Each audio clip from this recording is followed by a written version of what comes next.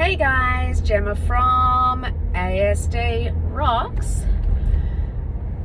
I just want to be really clear with this post. This is not about having a go at anyone, okay? This is about comparing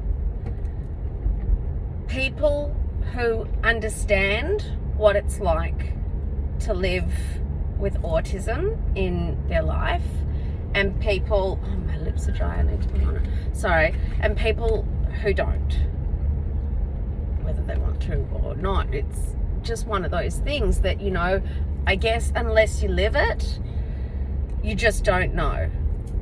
So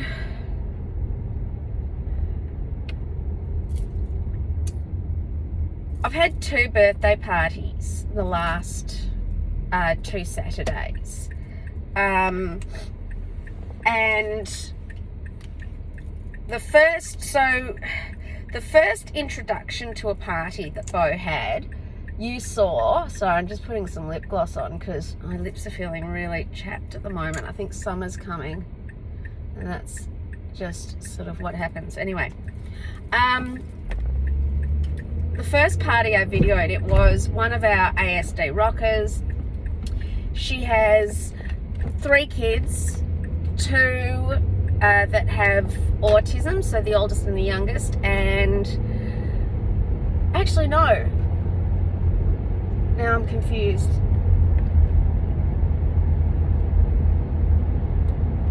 No, sorry, the oldest doesn't have, and then the next, now I'm all confused about how old the 2 daughters are. Anyway, 2 out of 3 kids have autism. Now, this was someone's 21st, right? This was the daughter's 21st, and we were invited, and that was so sweet. They actually got a companion bunny from us for not one of the autistic kids, but for the daughter that doesn't have autism, because, you know, the shadow children that I always talk about, the ones that really just sort of end up being, you know, forgotten, lost, towed around, and just get really resentful. So for like a month before the party, the daughter was texting me every 5 minutes. What does Bo like to eat? What can I make sure is there for Bo? You know, where would he prefer to sit? Would he prefer to be, I can reserve a table, would he prefer to be by the door where there's a quick escape, or would he prefer where there's a quiet? This is the daughter, not the mother. Not that the mother wouldn't have thought of all of these things, but this is the daughter, right? She lives with it. I think she takes on way too much personally. I think she's, you know, needs to just be a sister and not a carer for a little bit, which is what I talk to Finn about a lot, but not my family, and, well, kind of my family because I love them to pieces. Anyway, you know, what fries? Okay, what kind of fries? What brand? What everything, right? So, you know, we got there, and this was a big 21st. They'd hired out the whole roller skating rink. This was the one where you saw Bo talking to Chucky, like having a laugh. You saw the photos at first, he had his ear thing. It was like disco style, dark with lights. There was a DJ, it was massive. It was awesome, great time. Bo had the best time ever, right? So last week, we had my niece's 14th birthday, and I tried to turn up early so that he could get used to the venue, but quite luckily the venue was amazing. What they'd done was really clever. It was at a place called The Deck in Brighton, and the very front room, as you walked in, all the adults were there. It was music, but it was the bar, right? And then they had a back room, which is where the DJ, the photo booth, the kids, blah, blah, blah, all that stuff was. So Bo majoritively stayed with the adults because, you know, that second room was like,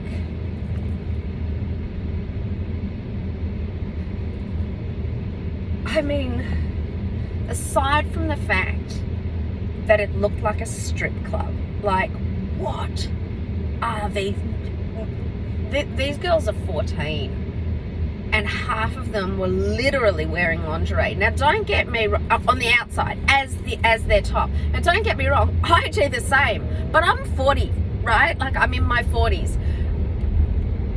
It was quite a shock, actually, to me.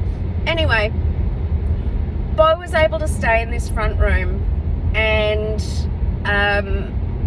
Finn could mingle, and because it was cousins, Finn was able to hang out with his youngest cousin, which was awesome. She's, I think, only a year younger than him, and so, you know, they sort of spent the whole time sort of together. Finn's not really into the doof doof thing, but only because I think he hasn't been exposed to it in any way.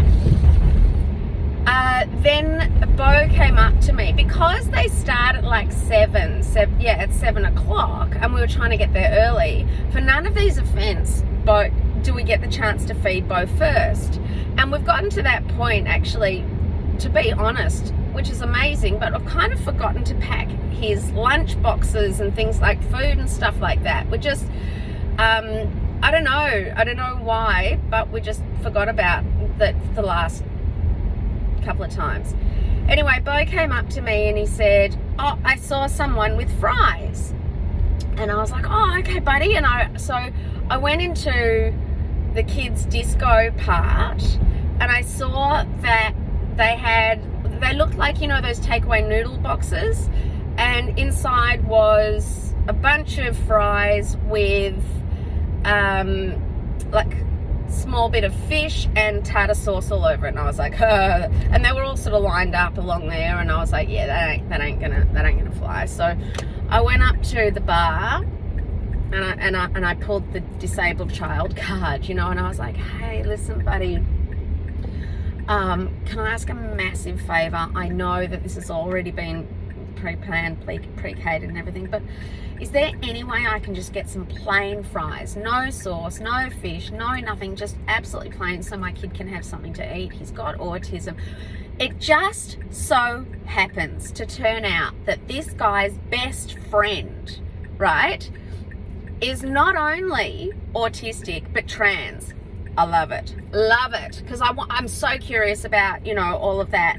And actually, God, if I can get back in touch with this guy, I wouldn't mind asking him if his friend would do an interview, because I think there must be a massive LGBTQ, as Bo calls them, alphabet people, because you can't keep adding on the letters, and he's scared he's going to offend someone if he leaves a letter off, so he now calls them alphabet people. I don't know if I can explain that might be more offensive, but I'd love to get an autistic LGBTQ thing going on, just to cover more areas of information and knowledge. I can only give you what I live through. So this guy was like, oh my God, totally, yes, I'm going to get you. And he brought out this bowl of fries, and he was like, I will find, because I was like, we're in the other room, you know, and he was like, I will find you, I will come to you. He was so gorgeous, he was so lovely. So Bo got his bowl of fries, and we managed to stay for the majority of the night. Then last night was my other nieces, same family, just next daughter along, other nieces, birthday party. And there was a massive difference. This was at the Grosvenor, which is on Brighton Road, sort of towards St Kilda. And the difference between a 14-year-old's birthday party and a 12-year-old's birthday party is massive. All the 14-year-olds are trying to be 18-year-olds. So while they were dancing and dressed up and all of this. Last night, it was like watching a mosh pit of midgets. It was nuts. The music was blaring, right? Any food that came out, absolutely not, like, and this was a separated function room, so it wasn't the whole place.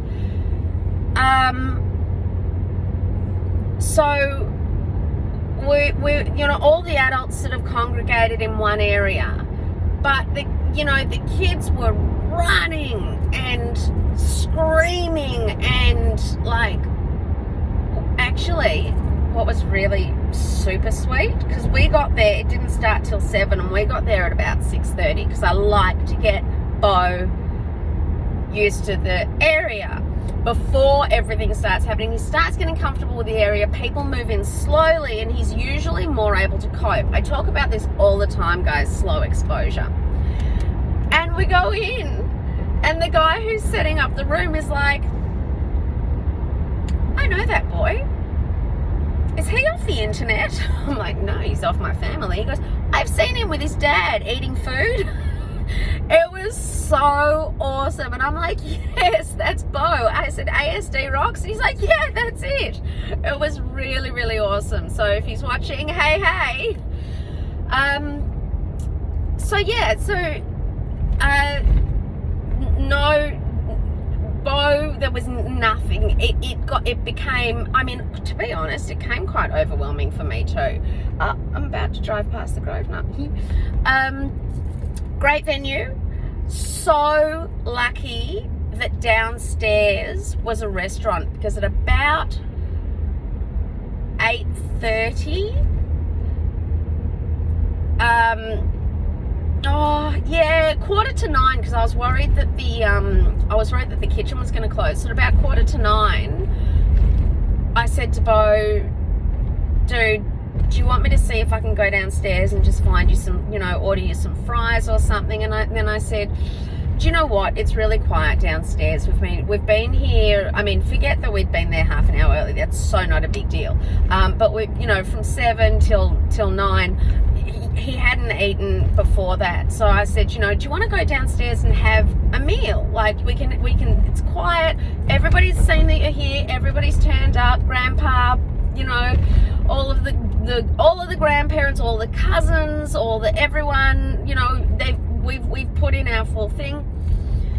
Do you want to go downstairs? Anyway, we ended up, all of us, going downstairs. And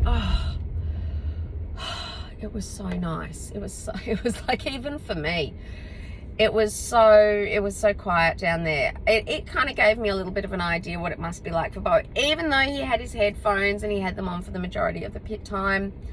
He did so well the week before. Because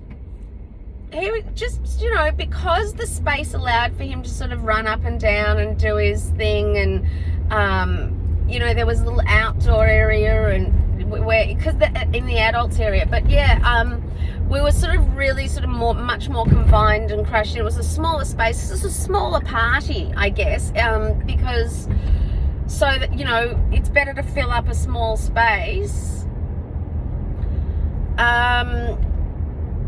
than have sparse people. Anyway, so we sat downstairs, and I said to Bo, they've got straight up fish and chips, and